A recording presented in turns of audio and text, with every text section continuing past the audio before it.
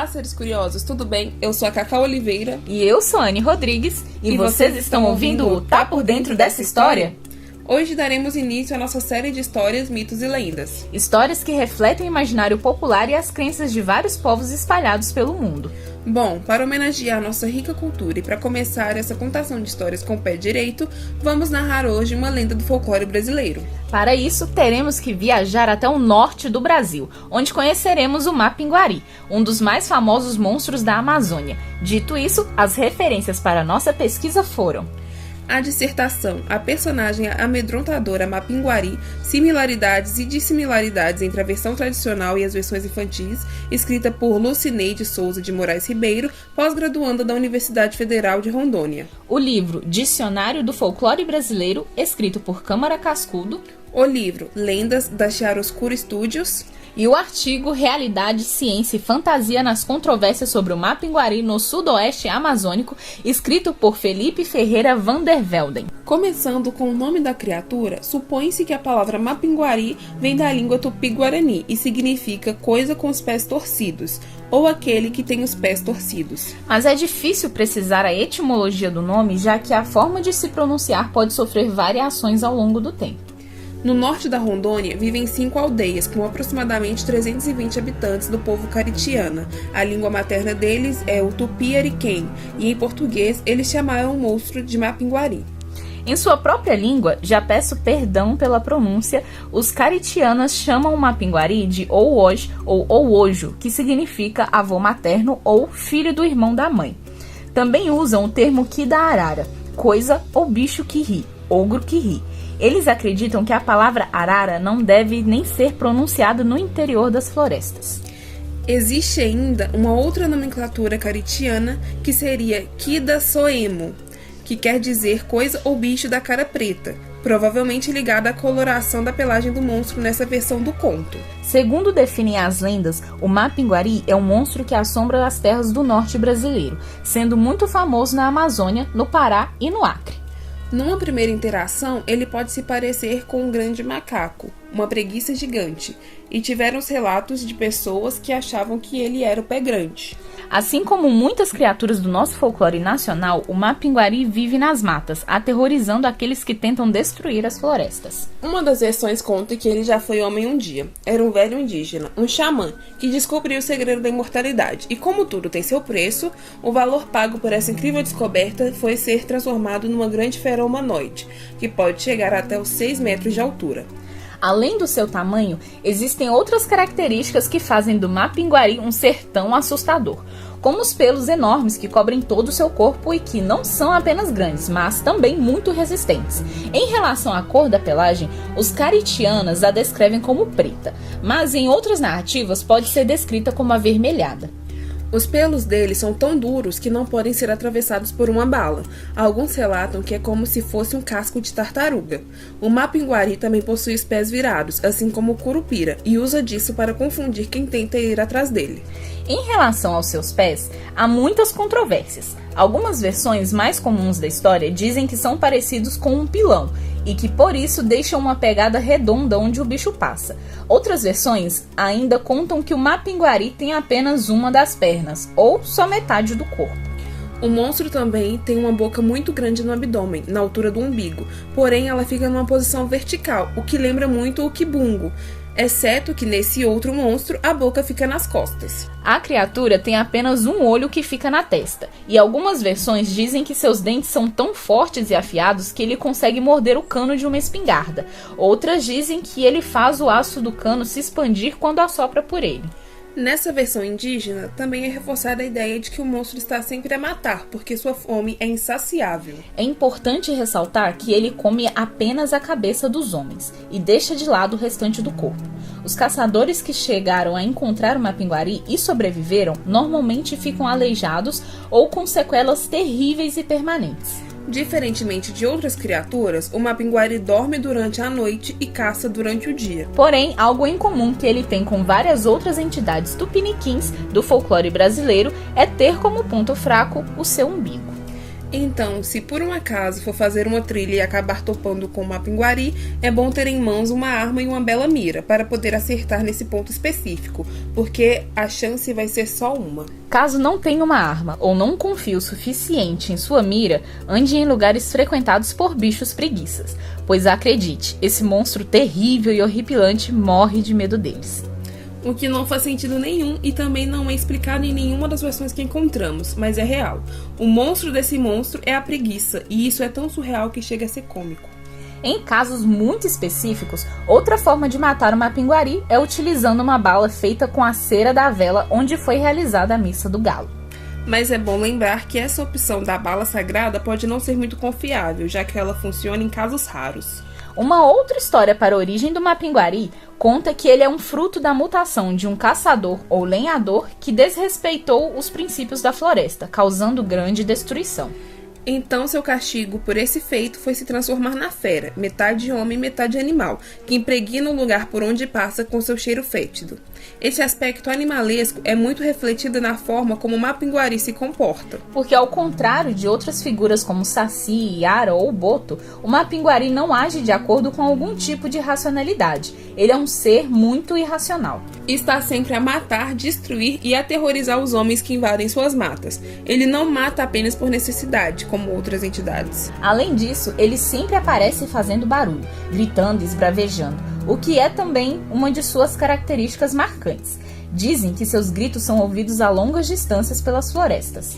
E isso é diferente do comum, porque algumas das criaturas mitológicas brasileiras agem de forma planejada, discreta e silenciosa.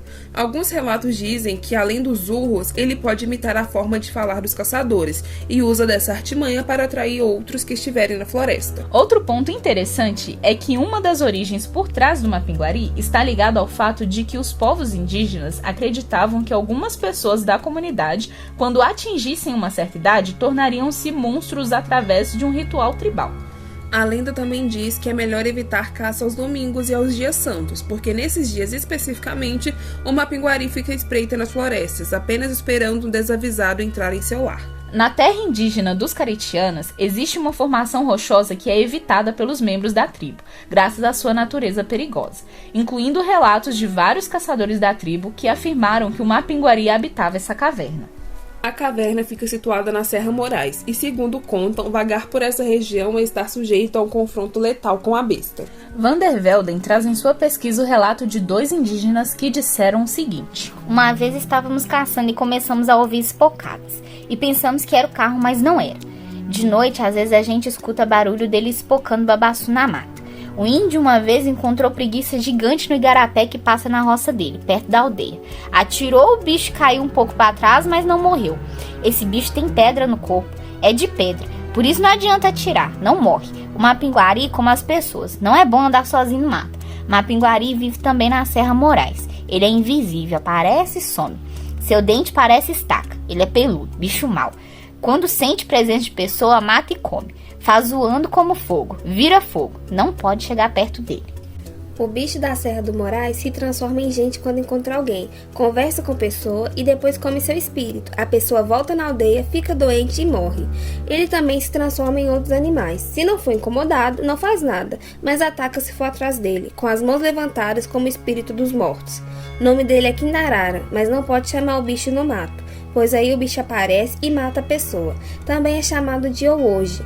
Quando ele anda, a terra treme. Uma vez ele veio até a aldeia e todo mundo correu. Existe ainda a teoria de um contexto histórico-científico quanto à origem do monstro amazônico. Ele seria as preguiças gigantes do período Pleistoceno, de 12 mil anos atrás. Porém, esses animais foram extintos há mais de 10 mil anos.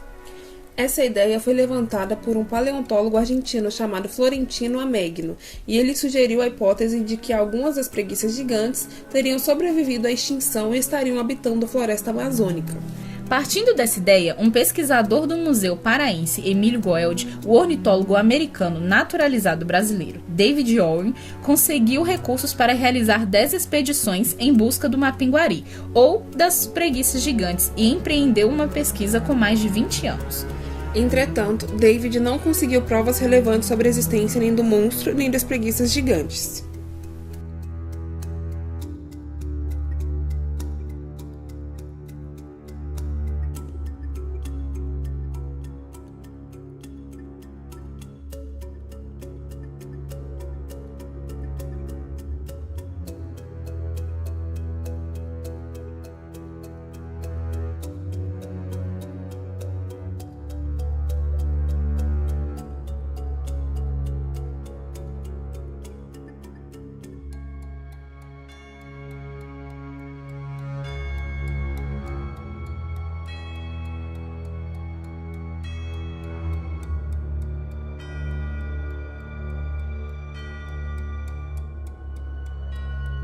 Em relação a essa lenda, é importante a gente mencionar que, mesmo ela tendo uma origem entre os povos indígenas, o relato sobre a bala sagrada e a sugestão sobre não caçar em dias específicos apontam para a influência das tradições católicas que o mito sofreu.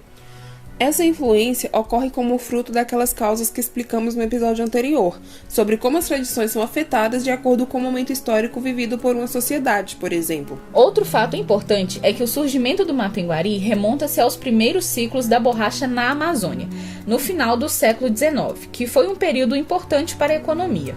Por causa disso, estudiosos sugerem que a descrição para o Mapinguari pode ter surgido em ação conjunta aos seringueiros da época. Bom, concluindo a narrativa de hoje, percebe-se que o Mapinguari é parte da figura dos mitos, crenças e lendas do imaginário popular vindos da Amazônia.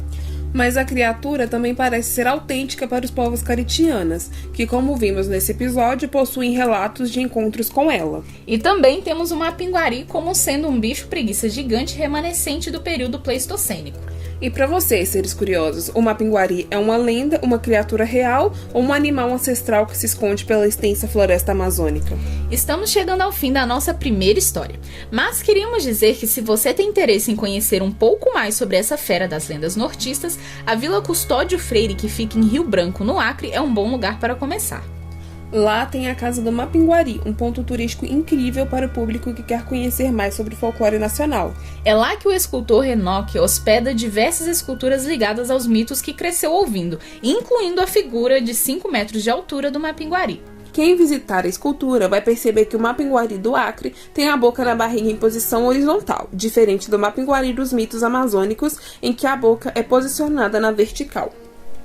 É isso, nossos seres curiosos. Esta é a história do Mapinguari, a besta que aterroriza as matas, mas tem medo de bicho preguiça. Esperamos que vocês tenham curtido a lenda. Lembrando que vocês podem nos mandar mensagens contando o que acharam da história, se conheciam e qual mais gostariam de ouvir aqui no podcast. Então nos escreva. O endereço de e-mail é tapordentrodestahistoria@gmail.com. Ou se preferir, mande um direct no @dentro_da história. Um abraço enorme e até o próximo episódio.